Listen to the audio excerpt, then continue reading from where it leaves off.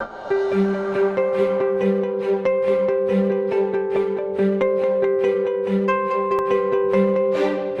li vam je poznata ova situacija? Znate li kako se ovo zove? Ovo je diskriminacija. Diskriminacija je kada neko loše postupa prema drugima samo zbog njihove različitosti, kao što su boja kože, vjera, jezik, etnička pripadnost ili bilo šta drugo što nas čini drugačijima. Ako neko nije uključen u igre ili bilo koje druge aktivnosti, samo zato što je drugačiji, to nije u redu.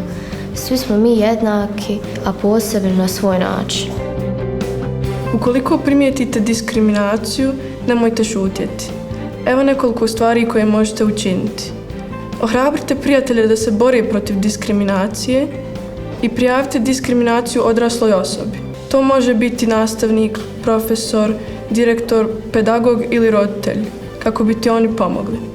Dragi roditelji, ako vaše dijete sa vama podijeli situaciju koja ima obilježje diskriminacije, bez obzira na to da li je posmatrač ili žrtva, molimo vas da to prijavite školi.